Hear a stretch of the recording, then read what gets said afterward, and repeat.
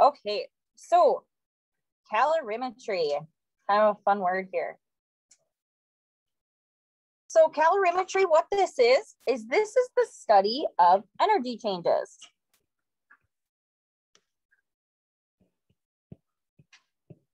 And these are energy changes that could be from chemical reactions,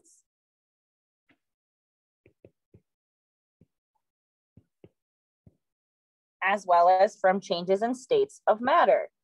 My pencil's been acting up since yesterday, so bear with me.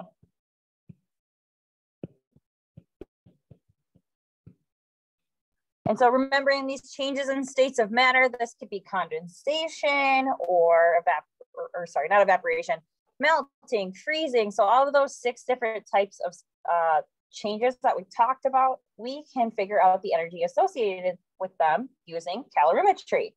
And so why we can do this is because this concept of heat energy. And all it is that heat energy flows from a warmer object to a cooler object, which makes sense. If something's warm, it's going to give off its energy and then in turn go into the cooler surroundings. But I think what's easier to remember this idea is heat flows from where it's hot to where it's not. So that's kind of a little thing you guys can tell yourself to remember this. And so we actually have 2 units that we use quite a bit for heat energy, one of which is a calorie, which has units of CAL, all lowercase. So we are going to talk about heat energy in terms of calories, but just so you guys are aware, the other term of energy is joules, which we talked about in previous units here, and remembering that joule has a unit of capital J. And so talking about the connection between these things is that we have what's called a food calorie. So the key here is that this calorie is a capital C. So capitals matter. We know that off the periodic table. This is important, but also for units of energy. 1 food calorie, so what you guys would see on the package of food, is equal to 1 kilocalorie, which is in turn equal to 1,000 calories with a small c. So instead of referencing kilocalories on food packaging, they just capitalize the C and hope you know what they mean. Also, the relationship between 1 calorie and a joule is that for every 1 calorie you have, there's 4.184 joules. So just aware of the relationship between those 2. But again, we are going to be working with calories for this unit, so we don't have to worry too much about conversions. Any questions just kind of on heat energy, what it is? Okay. So when we're thinking about endo and exothermic, we want to review these things because we are thinking about how the heat energy moves in our systems and surroundings. So in an endothermic system, what happens to the heat energy? Well, the system is going to absorb. So remember, endo is enter. Our energy enters the system. And so when our system gains energy, the surroundings then cool down. The energy is coming from the surroundings. So when we take that away, they cool down and therefore decrease in temperature. And so the example I want you to think here is putting ice cubes on the counter. What is the system in this picture? What is absorbing the energy? The ice cubes, right? So the system is the ice cube because what's happening is as they absorb energy, they start to melt. Your solid is turning to liquid. What would be the surrounding? Don't get stuck on the counter. What else is it in? What? More general. The room. What's in the room? What fills up every room we're in? Air. I think I heard it. Air. So I know it's kind of a weird thing. So quite often our surroundings of these things are going to be the air. So even though there's so much air, you can't feel a temperature difference. But if you put enough ice cubes in a room, the air will cool down. That would be like All right. Now, if we talk about the other way around with exothermic. So now our system is releasing because our energy is exiting. So our system's releasing heat energy to its surroundings. So when the system loses the energy, the surroundings warm up or increase in temperature. So now, I know it might be kind of hard to see, but this is a picture of a matchstick on fire. So what is the system in this case? What is losing energy or putting out energy? The matchstick. So that's our system. What is the surrounding that's warming up? Air. Awesome. Most cases, except when calorimetry, that's a great question for a segue. I could have planted you in the audience. So now we can't just measure very easily how much the air temp's on such a small scale thing. You light one match, it's not going to make the room temperature in here increase, right? So what's a better way that we can capture this energy? Well, so we use calorimetry. And so typically what this is used for is energy content of food, which is why we are going to burn a Cheeto tomorrow and see how much energy it'll give us. But how this works is instead of the energy going anywhere in the air, we are going to put that burning thing that's giving off energy under water, a small container of water. So we'll be able to see the initial temperature of the water. As that energy burns and releases, that will go into the water and therefore increase the temperature. And so we have an equation that's going to relate how much the temperature changes of water to how much energy it gives off. And so what I'm showing you here is kind of a generic setup of what you guys will be doing tomorrow. We're going to have a little calorimeter that's metal with water in it. We are going to light our Cheeto on fire underneath it, and we are going to wait until it's burnt up, and we're going to see how much the temperature changes. And so again, how this works is step one, burn food or light on fire.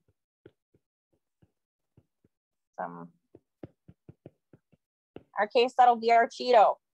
What we're going to do is let heat released be absorbed by the water.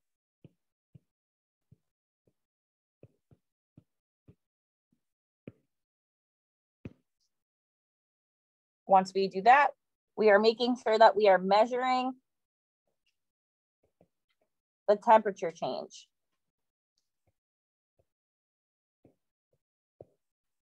Now, the key here with calorimetry, yes, we can burn it and let some sort of substance absorb the energy, but we need to take into account two things. One, we need to know the mass of the water or whatever's used, but we also need to make sure that we look up the specific heat.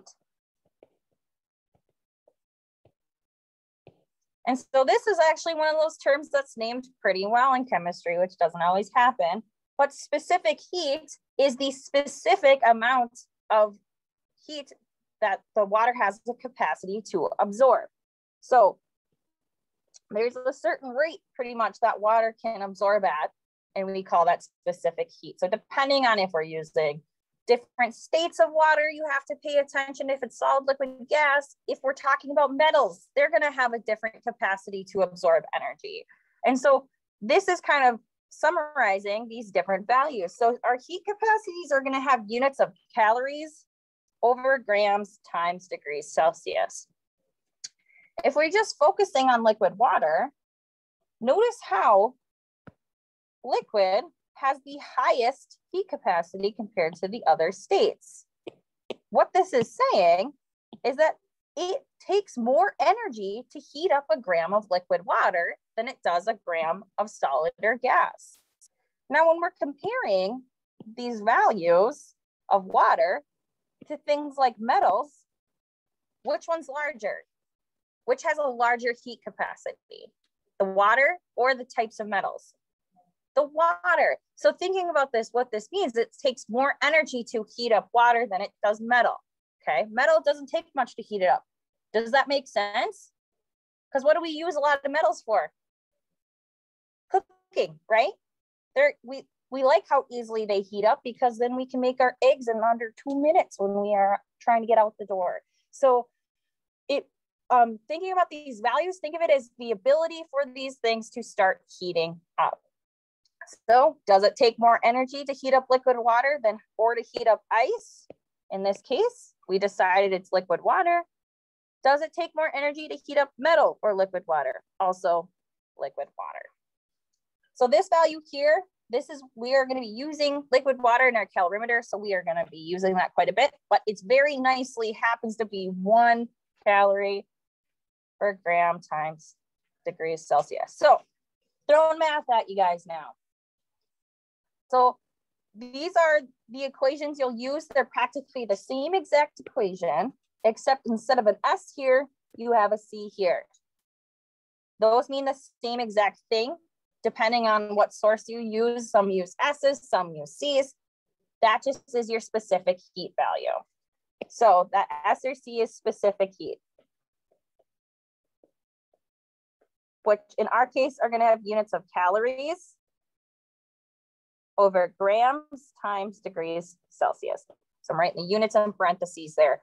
And so depending on however you want to write it, I don't care if you use S or C. I'm a fan of C just because I think MCAT rolls off the tongue very nicely than MSAT, but I like cats, so that's just me. So that's just a way that I remember what this equation actually is, because the delta sign looks like an A. Q, our Q represents our energy. So when we talk about how much energy, that's our Q term. And again, we're using those units of calories. Our M, that's going to be our mass. And so this is going to be the mass of whatever we use in our calorimeter. In our case, it'll likely be water, units in grams. Delta T is our change in temperature, which will have degrees Celsius as its units. So we need to make sure that we're in calories, grams, and degrees Celsius, because we need to make sure that we can cancel stuff out of our specific heat term. That's why it's important to make sure that we are in these types.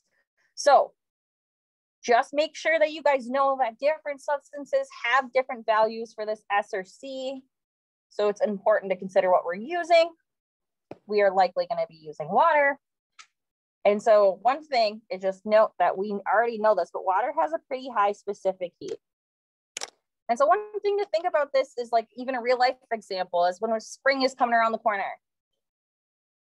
Your ground, the land, starts warming up a lot quicker than the ice actually starts melting on the lake. So yeah, if it snows, it's not going to really stick. The ground is warm enough, but there might even still be ice on the lake. Just because it has such a high specific heat to actually start warming up, land happens to warm up quicker than our water does. Anywho, I digress. So we're going to try a couple examples using Q equals MC delta T. First one here.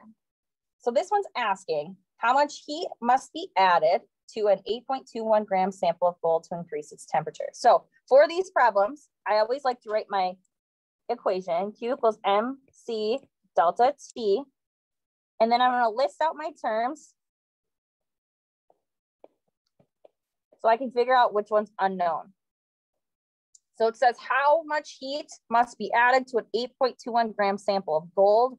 So I have a mass of 8.21. So I'm putting that for this one. And we're working with gold. We're increasing its temperature by 6.2 degrees Celsius. That must be my delta T. And so since we're working with gold, that means we need to use the specific heat of gold. So T, we'd go back to your page before, find that for gold, the specific heat is 0.031 calories over grams degrees Celsius. So I would fill in 0.031 calories over grams degrees Celsius. That means our unknown is Q. That's what we're solving for. So if you see how much heat, how much energy, anything that has to do with heat and energy, that's going to be your Q term. So if we plug all these things in, we know our Q is equal to 8.21 grams times 0.031 calories over grams times degrees Celsius, and then multiplied by 6.2 degrees Celsius. Oh my gosh, now it's really not working. So looking at our units, our grams here actually cancels with the grams on the bottom of our specific heat. And that happens with our degrees Celsius as well. These will cancel out. So we're left in units of calories. Awesome. Those are the units of energy.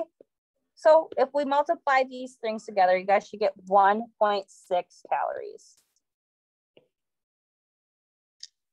Any questions about this new equation here?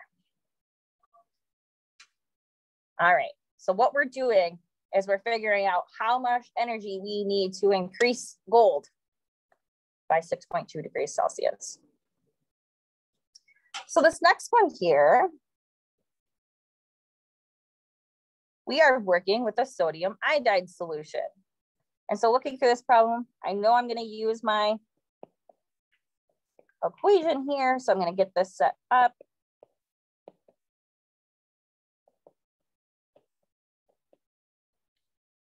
So we have an 80-gram sample of liquid water. Right away, that's our mass. And since we are talking about liquid water and a calorimeter, I know I'm using the specific heat for water. The specific heat for water is 1 calorie per gram times degrees Celsius. And it says the temperature of the water rises from 20.5 degrees Celsius to 24.4 degrees Celsius. So what do I need to do for my delta T? Exactly, I need to find the difference. So my delta T will actually be equal to 24.4 minus 20.5, which equals 3.9 degrees Celsius. And then Q, how much energy was absorbed? We want to know what our Q value is. Huh? Don't know. We don't take the absolute value of everything, even if it decreases. We don't think of energy in a negative term. Granted, yes, it obviously goes different directions depending if we're talking about endo or exo, but we always talk about our energy term as a positive number. Good question. All right, Q is equal to then 80 grams times 1 calorie times grams degrees Celsius, and then multiplied by our 3.9 degrees Celsius. Again, we have all of our units beautifully canceling out. And if you did this calculation, you should get 312 calories.